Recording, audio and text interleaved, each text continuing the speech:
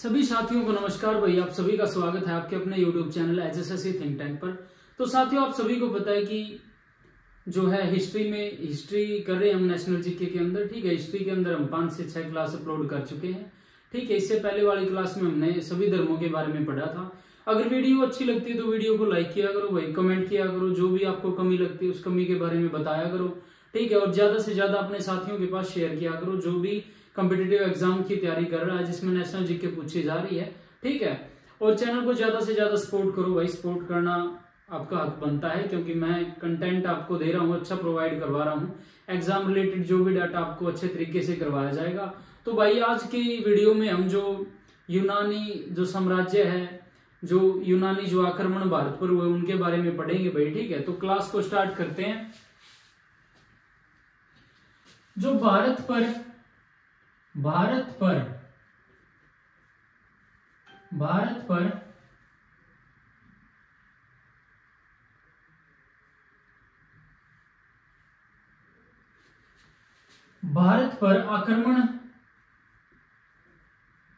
आक्रमण करने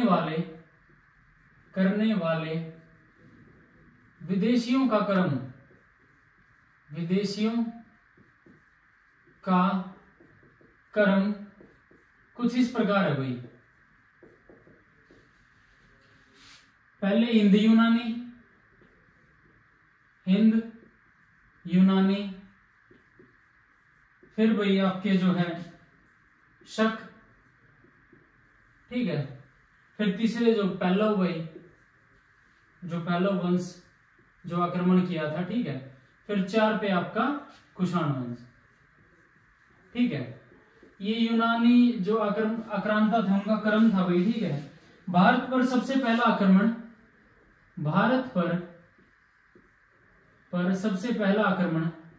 सबसे पहला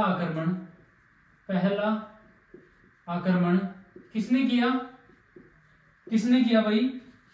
बैक्टीरिया के शासक डेमेट्रियस ने। बैक्टीरिया शासक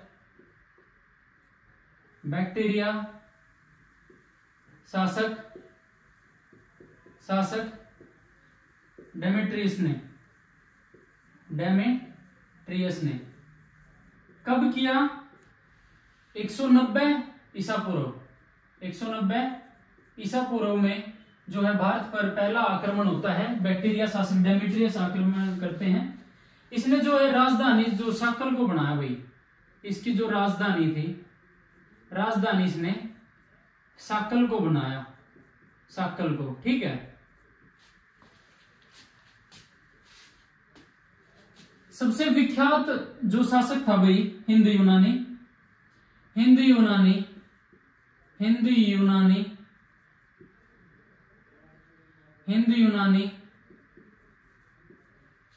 जो विख्यात शासक कौन था? मिनांडर था। मिनांडर के बारे में एक चीज पूछी जाती है, एक पुस्तक के बारे में पूछा जाता है। ठीक है, इसने भी अपनी राजधानी भाई, इसकी भी राजधानी शाकल थी, इसकी भी राजधानी। ठीक है, जिसको सियालकोट भी बोलते हैं। ठीक है, यानी सियालकोट भी इसको बोलते हैं। ठीक है, मिनांडर से रिलेटेड एक क्वेश्चन पूछा जाता भाई। मिनांडर ने जो है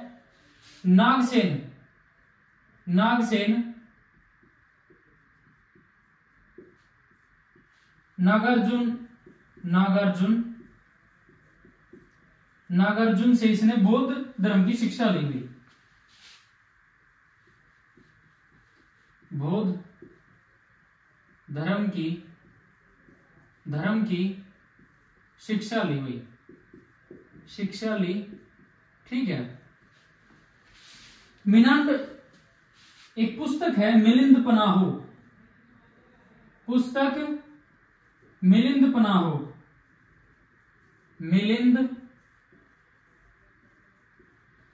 पन्हो।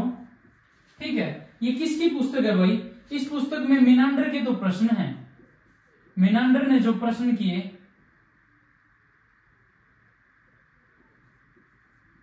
मिनांडर के प्रश्न वह नागार्जुन के उत्तर, नागार्जुन के उत्तर, यानी जो भी मिनांडर ने क्वेश्चन पूछे, ठीक है, और नागार्जुन ने उनका जवाब दिया, तो उसके ऊपर एक पुस्तक है मिलिंद पन्हाओ, ठीक है। ये क्वेश्चन बहुत बार एग्जाम में रिपीट होता है। सबसे पहले सोने के सिक्के भाई, सबसे पहले भारत में पूछ लिया जाता, भारत में सबसे पहले सोने के सिक्के किसने चलाए? सबसे पहले भारत में सोने के सिक्कों का प्रचलन, सोने के सिक्के किसने चलाए? हिंद यूनानियों ने, हिंद यूनानियों ने जो है सोने के सिक्के चलाए। एक आर्ट है भाई, आर्ट पूछी जाती है, हेलेनिस्टिक आर्ट, हेलेनिस्टिक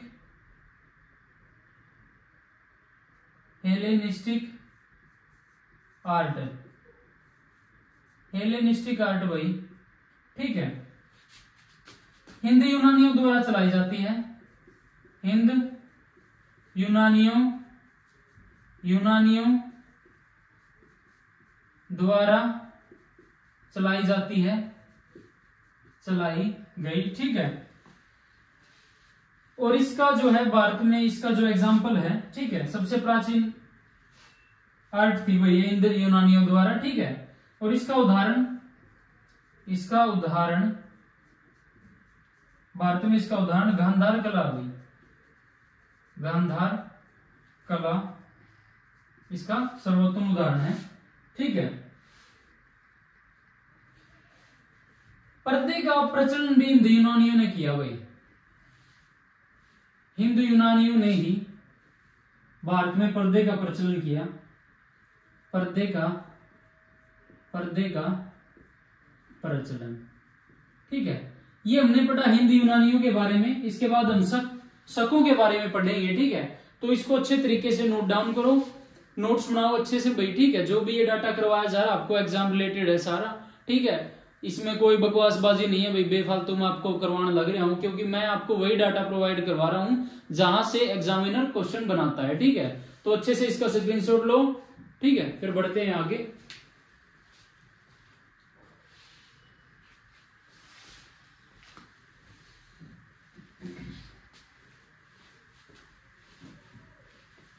अब शकों के बारे में पढ़ेंगे भाई।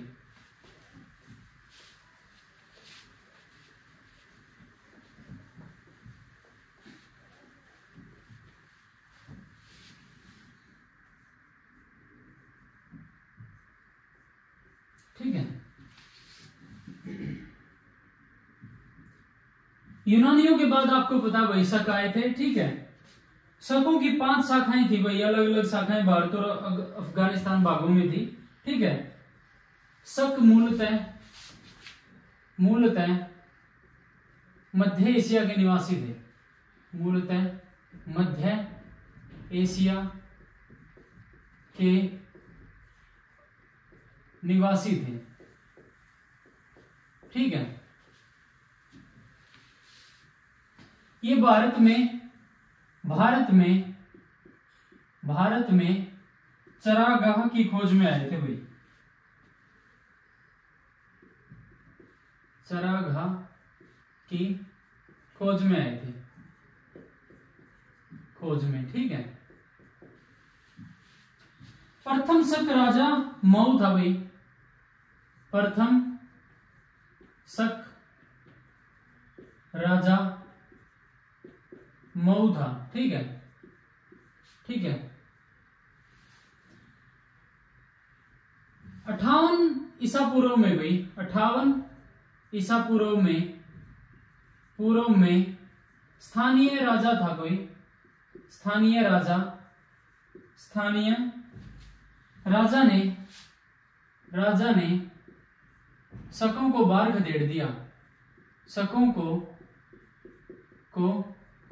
बाहर खदेड़ दिया, खदेड़ा। उस उपलक्ष्य में भाई, और वह उसके उपलक्ष्य में विक्रमादित्य की उपाधि धारण की। विक्रमादित्य की उपाधि धारण की वह एक संवत चलाया। वह एक संवत चलाया। उसको विक्रम संवत कहा गया। उसको विक्रम संवत कहा गया। विक्रम संवत कहा गया। ठीक है।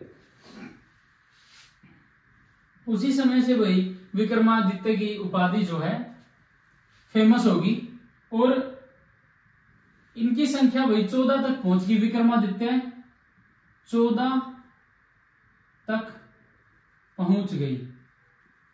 ठीक है, यानी 14 विक्रमादित्य हुए। ठीक है, जो यानी 14 राजा थे जो जिन्होंने विक्रमादित्य की उपाधि धारण की हुई। ठीक है, ठीक है। भारत में जो शक राजा अपने आप को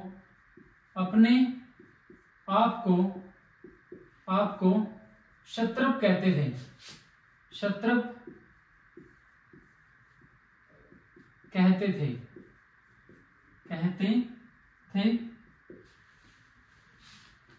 शकों का सबसे प्रतापी राजा, शकों का सबसे प्रतापी राजा कौन था भाई? रुद्रदामन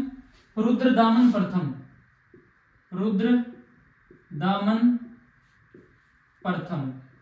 ठीक है, जिसका भाई ये शासन इसने गुजरात पे किया था। ठीक है, गुजरात के एक बड़े भाग पर था इसका शासन।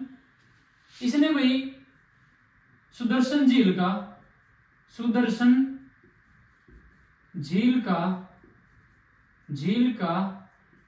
पुनरुद्धार करवाया।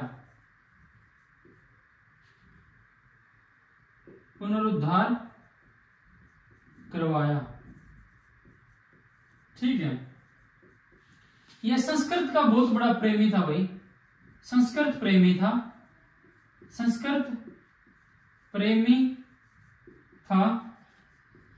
संस्कृत भाषा में इसने सबसे लंबा अभिलेख,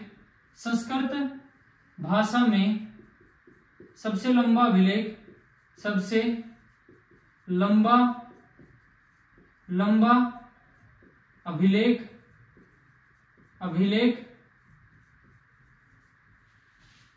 गिरनार अभिलेख जारी किया भाई।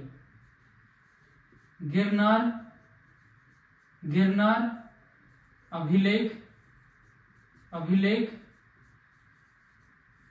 जारी किया। ठीक है, तो ये शकों के बारे में जो भी डाटा पूछा जाता वो किया भाई। शक मूलतः मध्य एशिया के निवासी थे। भारत में चरागाह की खोज में आए थे, यानी पशुओं को जो चारा उसको बोलते हैं भाई, पशुओं को जो चराते हैं। ठीक है, चरागाह की खोज में आए थे। प्रथम शक राजा मोह था भाई। 58 ईसा पूर्व में स्थानीय राजा ने शकों को बाहर खदेड़ दिया। उसके उपलक्ष्य में उसने विक्रमादित्य की उपाधि धारण की। वह एक संवत चला जिसको विक्रम संवत कहा गया। विक्रमादित्य की उपाधि भाई 14 तक पहुंच गई इसकी संख्या। ठीक है, शक राजा अपने आप को भाई क्षत्रप कहते थे। शकों का सबसे प्रतापी राजा रुद्रदामन प्रथम था। इसने सुदर्शन झील का पुनरुद्धार करवाया। यह संस्कृत का बहुत बड़ा प्रेमी था। संस्कृत भाषा में सबसे लंबा अभिलेख इसने गिरनार अभिलेख जारी किया। ठीक है, तो ये शकों के बारे में था भाई। इसको नोट डाउन करो, अपने नोट्स बनाओ भाई अच्छे तरीके से। ठीक है, फिर बढ़ते हैं आगे।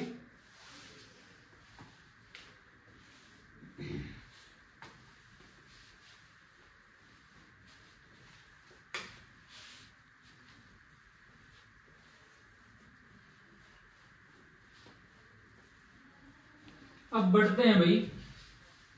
ठीक है,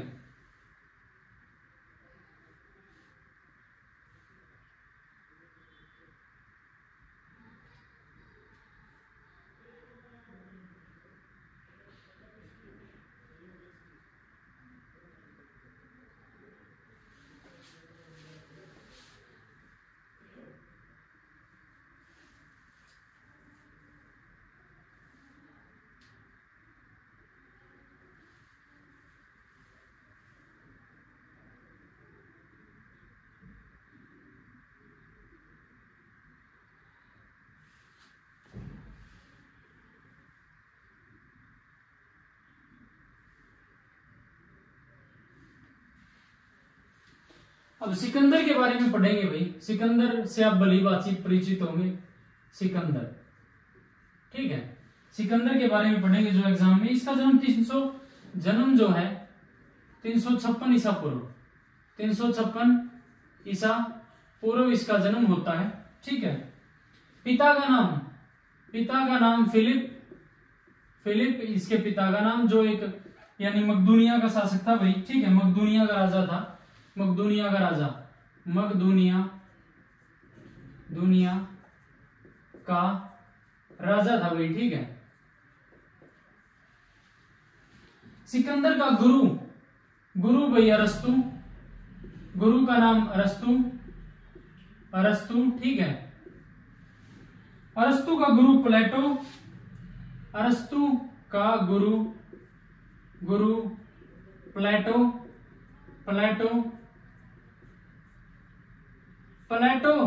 का गुरु सुकरात, ठीक है, ठीक है। सिकंदर ने भारत पर आक्रमण कब किया? 326 ईसा पूर्व, 326 ईसा पूर्व आ जाता भाई, बहुत बार ये क्वेश्चन। 326 ईसा पूर्व में इसने भारत पर आक्रमण किया। इसका सेनापति कौन था भाई? सेल्यूकस निकेटर, जो आगे चल के भाई उसके साथ युद्ध होता है चंद्रगुप्त मौर्य के साथ, सेल्यूकस, ठीक है, सेल्यूकस निकेटर,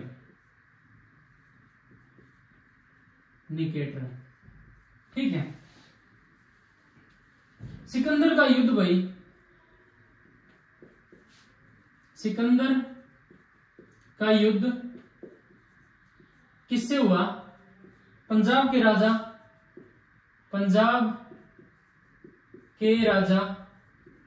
राजा पुरु, जिसको पोरस भी बोलते हैं, पोरस से इसका युद्ध होता है भाई, ठीक है। झेलम नदी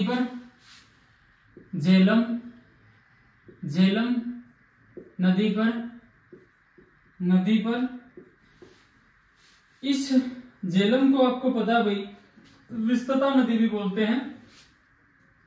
इसको हाइड्रोस्पेसिस, इसको विस्तता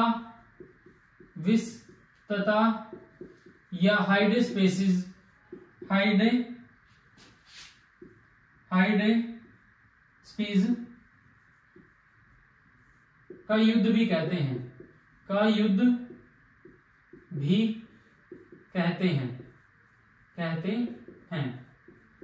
ठीक है। इसने भाई जो इसमें सिकंदर की सेना ने भाई व्यास नदी को पार करने से मना कर दिया था। सिकंदर की अंतिम विजय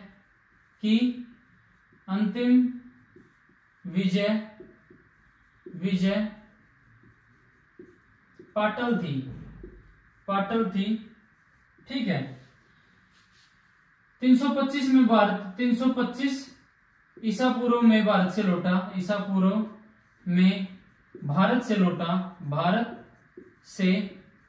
लौटा, ठीक है। भारतीय दार्शनिक कालानास को अपने साथ ले गया भाई, कालानास को अपने साथ ले गया,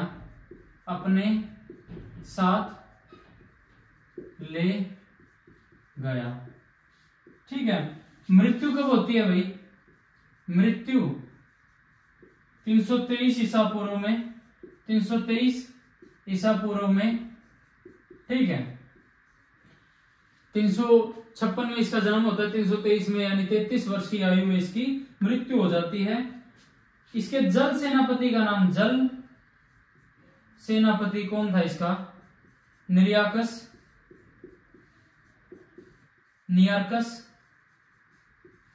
इसका जल सेनापति था। घोड़े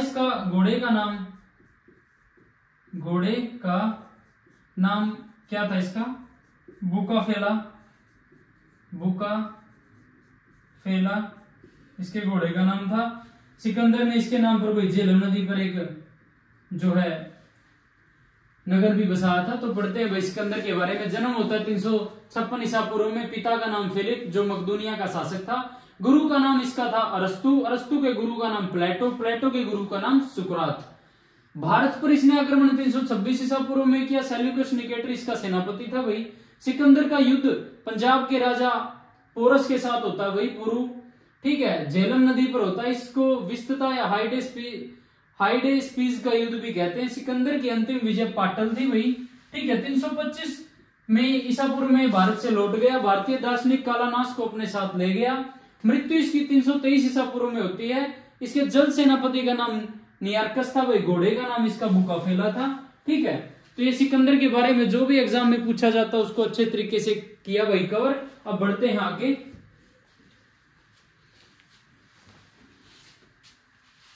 अब मगध राज्य के उत्कर्ष के बारे में पढ़ते हैं। मगध राज्य की स्टार्टिंग होती है, ठीक है। मगध राज्य के बारे में पढ़ेंगे। जहां से भी क्वेश्चन बनता है वही डाटा करवाऊंगा आपको, बेफालतू में गाथा लिखवाऊंगा नहीं, ठीक है। मगध राज्य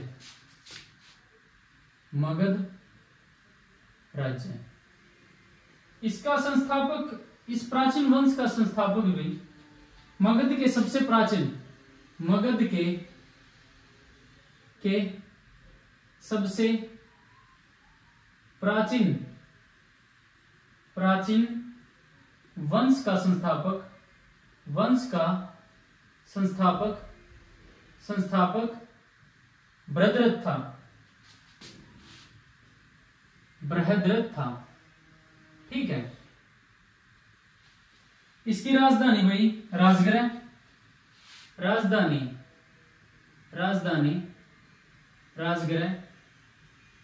राजगृह, ठीक है, यानी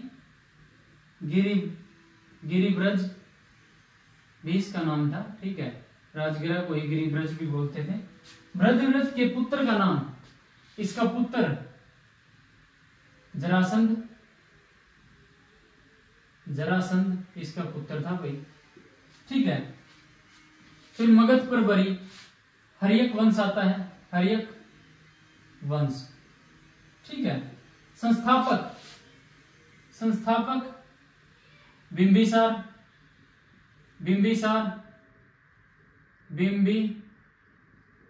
ठीक है। 544 ईसा पूर्व में गद्दी पर बैठा। 544 ईसा पूर्व में गद्दी पर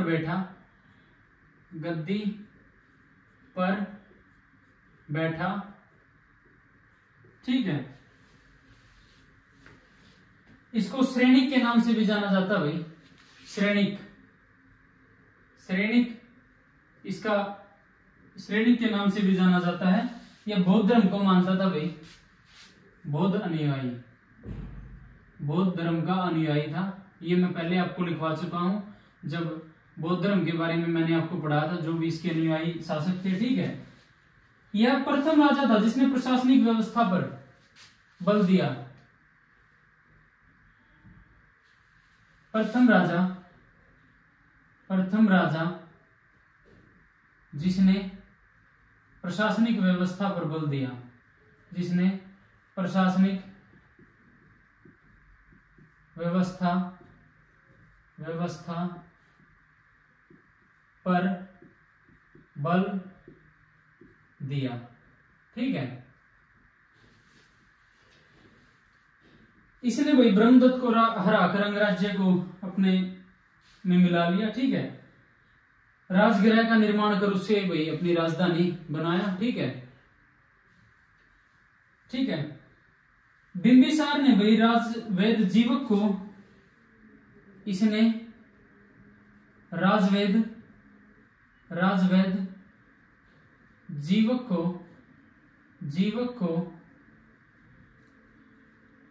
को महात्मा बुद्ध की सेवा के लिए भेजा, सेवा हेतु भेजा। ठीक है, इसने वैवाहिक संबंध स्थापित कर अपने साम्राज्य का विस्तार किया। 52 वर्षों तक इसका शासन रहा भाई। ठीक है, इसके बाद बिंबिसार की हत्या करके, बिंबिसार की हत्या करके अजातशत्रु गद्दी पर बैठा भाई। पुत्र अजातशत्रु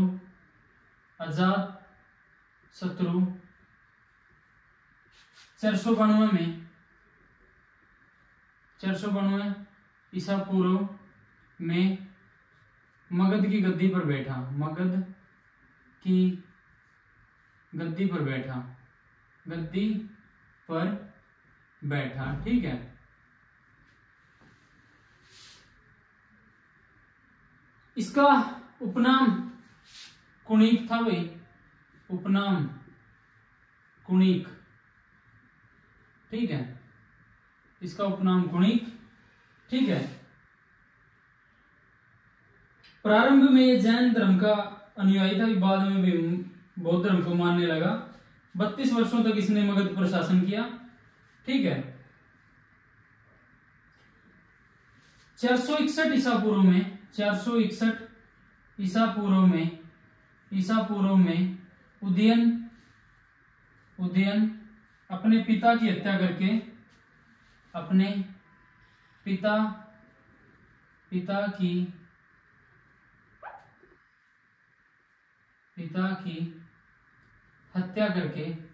हत्या करके गद्दी पर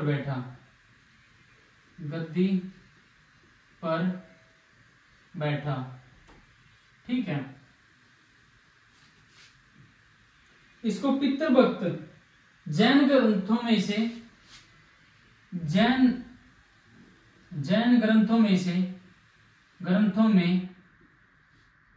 इसको पितृभक्त कहा गया है, पितृभक्त कहा गया है, पितृभक्त। और बौद्ध ग्रंथों में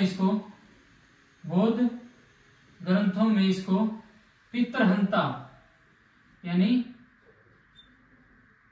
पितृहंता कहा गया है। ठीक है भाई, ये अपने फेवर के अनुसार व्याख्या करते हैं ग्रंथों में। ठीक है, उदयन ने भाई पाटिल ग्राम की स्थापना की, पाटिल ग्राम की स्थापना की इसने। ठीक है, हर्यक वंश का अंतिम राजा, हर्यक वंश का अंतिम राजा कौन था? उदयन का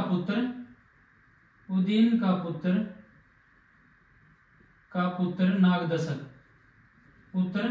नागदशक। ठीक है, जो भाई नागदशक की हत्या करके इसके मंत्री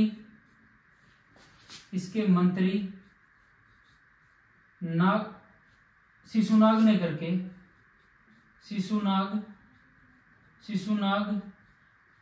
ने की। वह शिशुनाग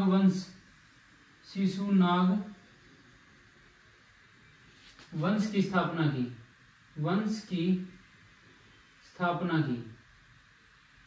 ठीक है,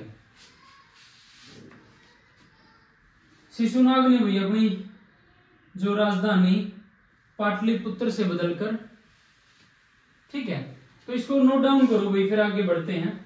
ठीक है, मगध के सबसे प्राचीन वंश का संस्थापक भाई भद्रथ था। इसकी राजधानी राजगृह थी, जिसको गिरिब्रज भी बोलते हैं। इसके पुत्र का नाम जरासंध था।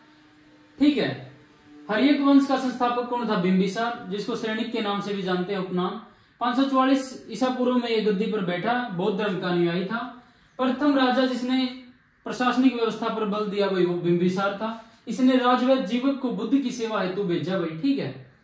बिंबिसार की हत्या करके इसके पुत्र अजातशत्रु ने 492 ईसा पूर्व में मगध की गद्दी पर बैठा। इसका उपनाम कुणिक था भाई अजातशत्रु का। 461 ईसा पूर्व में भाई उदयन अपने पिता की हत्या करके गद्दी पर बैठता है। जैन ग्रंथों में उदयन को पितृभक्त व बौद्ध ग्रंथों में इसको पितृहंता कहा जाता है। इसने पाटलिग्राम की स्थापना की यानी पाटलिपुत्र की, ठीक है। हर्यक वंश का अंतिम राजा वही उदयन का पुत्र नागदशक था। नागदशक की हत्या वही इसके मंत्री शिशुनाग ने करके शिशुनाग वंश की स्थापना की। इसको नोट डाउन करो, फिर बढ़ते हैं आगे।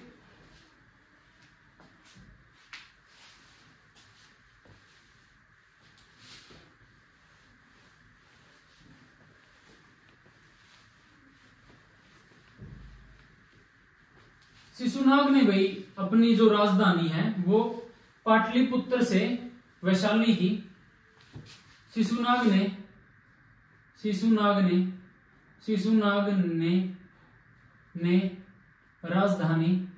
राजधानी पाटलिपुत्र से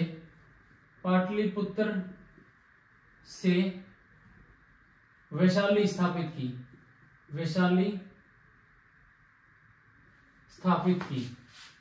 स्थापित की, ठीक है। शिशुनाग का उत्तराधिकारी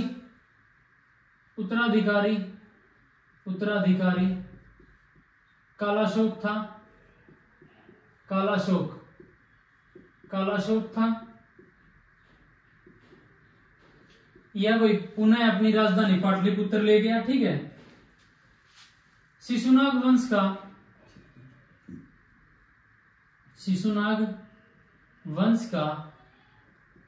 का अंतिम शासक कौन था? नंदीवर्धन था भाई, ठीक है। नंद वंश का संस्थापक, अब आगे चल के नंद वंश आता भाई। नंद वंश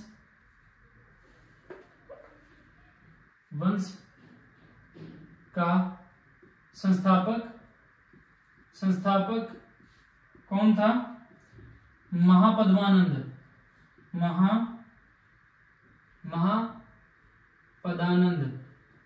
था भाई, ठीक है। अंतिम नंद वंश का अंतिम शासक कौन था? अंतिम शासक घनानंद था। इसके काल में ही भाई जो है मगध सर्वाधिक धनी व विशाल सेना के लिए प्रसिद्ध था भाई। घनानंद सिकंदर के समकालीन था। इसको चंद्रगुप्त मौर्य ने युद्ध में इसको जो है घनानंद को पराजित करके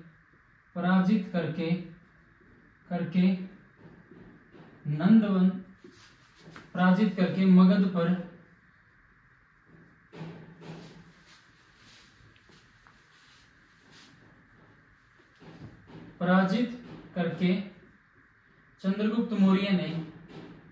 चंद्रगुप्त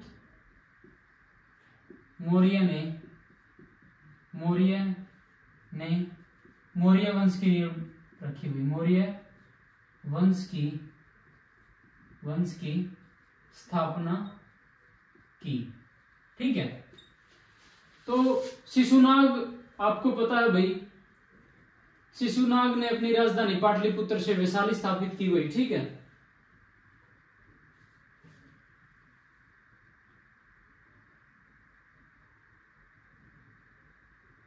जो हर्यक वंश का अंतिम शासक था नागदशक, उसका मंत्री था शिशुनाग, ठीक है।